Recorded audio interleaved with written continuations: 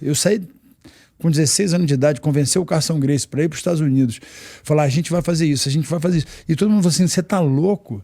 Você tá escutando um menino de 16 anos de idade? Porra, me conta essa história aí, como é que tu foi parar na luta, no sentido de conversar com esses caras e convencê-los, um garoto novo pra caralho, que nem tu tava. Com 13 anos de idade, 14 anos de idade, eu treinava numa academia, chama-se Nova Geração, era o Rodrigo Medeiros e o Toco, que são professores, pessoas que são meus amigos até hoje, excelentes professores de jiu-jitsu. 1980. Mas era muito. Tinha isso aí. Então você imagina. Não. Tu nasceu em 77. Eu sou ruim de matemática. Mas tu nasceu em 77. Então 90. Tá. Eu tinha 5 anos. Com 14 anos de idade, eu comecei a fazer jiu-jitsu e eu adorei o jiu-jitsu. Só que quando eu comecei a fazer jiu-jitsu, eu vi que tinha na época o Vale Tudo. O Vale Tudo era aquela época, era qual a arte marcial, por que nasceu? Nós somos, o brasileiro, a família Gracie, que é o Rorion Gracie, que criou o UFC junto com o Art Dave, que era o cara. Então, a ideia do UFC era mostrar qual arte marcial era mais, digamos...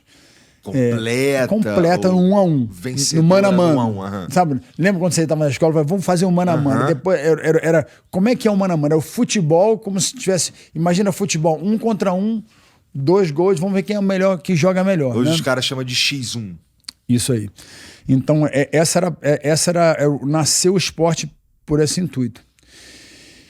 E, cara, eu tive o privilégio deles falar assim, Vitor, eu falei assim, cara, eu tive visão, eu falei assim, jiu-jitsu é legal, mas não tem futuro. Não é isso que eu quero, porque tinha aquela coisa de briga, rixa, não podia treinar com... Era um bando de madame, sabe?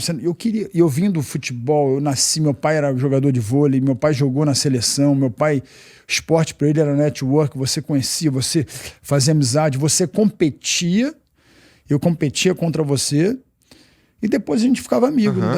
Na luta, não. Você não podia ser amigo, era inimigo, era aquela coisa de rixa, né? Luta livre contra jiu-jitsu. Eu achava aquilo um absurdo. Então eu vim com uma cabeça muito empreendedora, muito no esporte. Eu tinha um histórico muito grande do meu pai ter se jogado na seleção brasileira, mundial. Meu pai fez parte da geração do voleibol, né? Fez esse esporte que hoje em dia o voleibol brasileiro é referência mundial, né? Como se fosse futebol. E aí, inclusive, minha filha... Fé, depois a gente fala sobre ela. Salve pra Vitória aí, parabéns pelo que tá acontecendo na tua vida aí. E assim, naquele momento, o Carson Gracie me viu treinar. Aí ele falou assim, Vitor, eu falei, eu quero fazer Vale Tudo. Então com 14 anos eu já sabia que eu queria. Mas o Carson já era, caralho, cara. O Carson orou pra mim e falou assim, esse menino, ele olhou e começou a me abraçar como se fosse um filho. Então eu e ele tinha uma geração, a gente começou a criar uma relação tipo pai e filho, porque o treinador é isso, né? Ele se torna um pai. E o meu pai e minha mãe sempre me incentivaram, né? Só que eu comecei a fazer boxe. Ao mesmo tempo, eu falei, cara, se você...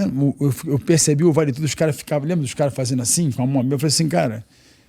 E meus amigos, onde eu morava, né, na Selva de Pedra, eles falaram assim, meu irmão, a luta começa de longe. Os caras faziam boxe. Eu falei, Vitor, não adianta tu só fazer jiu-jitsu. Então eu já tive a visão, os meus... Eu comecei a fazer boxe. Aí um dia o Cássio me levou lá para treinar e me botou, na época, era taparia. Como é que fazia o lance? Era todo mundo de mão aberta, você treinava, não era com luva, você treinava a taparia, você acabava o treino, tirava o kimono e fazia a taparia, né? Os caras saíam igual o camarão, né? Todo mundo tudo vermelho. Tudo vermelho. Aí, tapão na cara. Aí um dia ele me levou lá para fazer, eu fiz muito bem, era novo, peguei os adultos e... Arrebentou. E os caras não conseguiam botar pra baixo. Falou, cara, ele viu e falou assim... E eu me lembro que o Cássio me pegou e começou a, né, me treinar e tal. A gente começava a ir ali, eu treinando, só tinha fera. Tomava amasso todo dia. E eu queria, tipo, rosado. Tinha uns caras que me treinavam e me amassavam. E eu queria mais. Eu aprendi, eu fui aprendendo, eu queria aprender. Quanto mais eu apanhava, mais eu queria aprender. No boxe, lembro que eu subia lá o Cantagalo para fazer aula, Tortinho, o Cláudio Coelho, o pessoal me ensinando, né? E eu aprendendo, e eu queria mais, eu queria diversificar, eu queria aprender com esse, eu queria aprender com aquilo. Então, assim, eu imaginava em estilos, né? Cada um tem um estilo para aprender. Aí eu fui aprendendo. Então, assim, eu e o Cássio, a gente criou esse relacionamento. Fiz uma viagem pro Havaí com a minha mãe e a minha irmã. Lá eu conheci... Eu estava numa academia do Helson Gracie e tinha um cara lá de um japonês treinando, mas não tinha ninguém para treinar com os caras. Aí eu fui treinar, me sobressaí, tiraram foto, saiu nas revistas japonesas, aí os caras perguntaram quem é o seu treinador, né? Eu falei, é o Carson Gracie.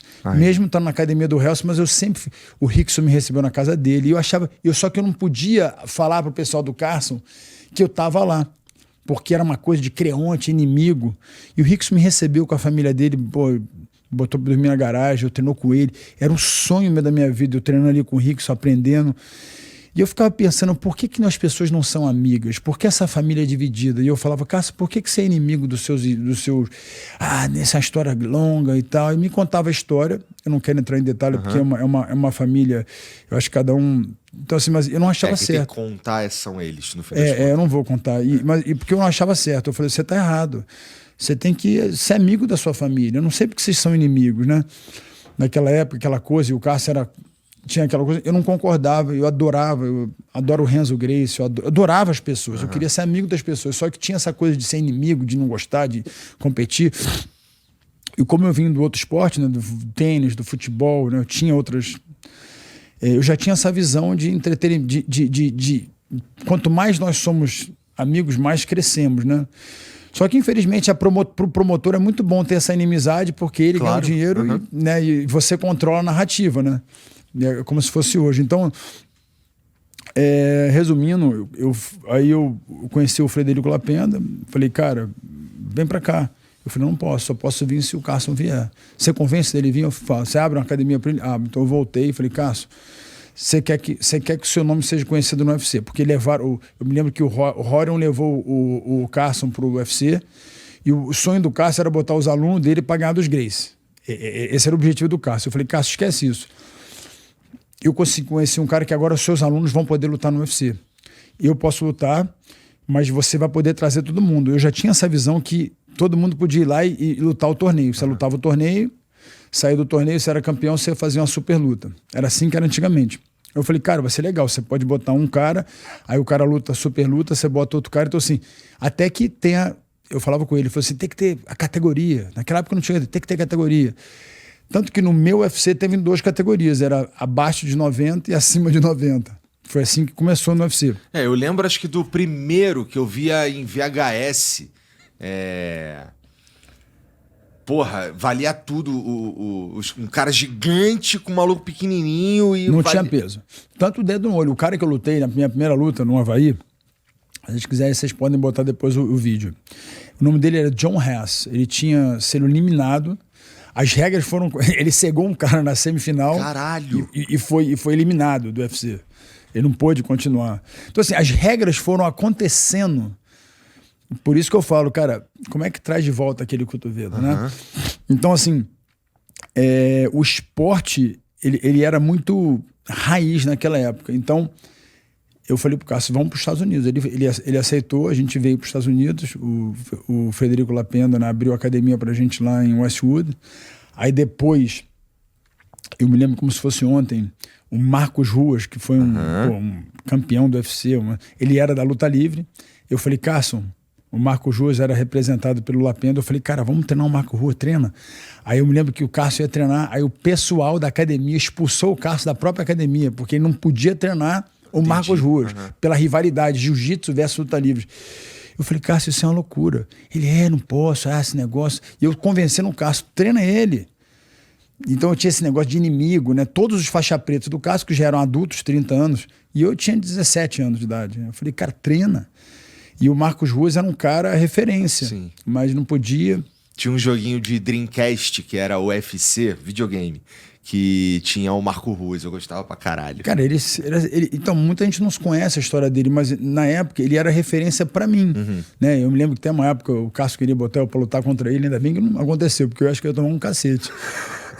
Mas o Cássio acreditava tanto em mim, né, que ele achava que eu com 17, 18 anos de idade eu podia ganhar de qualquer um. Então, essa confiança que o Carson teve em mim, né, foi muito importante para mim. Só que não tira, né, o trabalho que eu colocaria. Mas assim, é muito importante você ter um treinador. Então, ele me passou muita confiança. Então, eu tinha sempre essa visão de empreendedora, de visão de que o UFC ia ser... Só que demorou muito, até pelo fato de políticas de boxe, né, eles banirem a gente muitas vezes lá. E a gente vê hoje o crescimento exponencial da arte marcial. Então, assim, nós, brasileiros, nós somos muito bons em exportar os nossos produtos, né? Então, a gente exporta o que é bom e fica com o que é ruim. Infelizmente, é assim.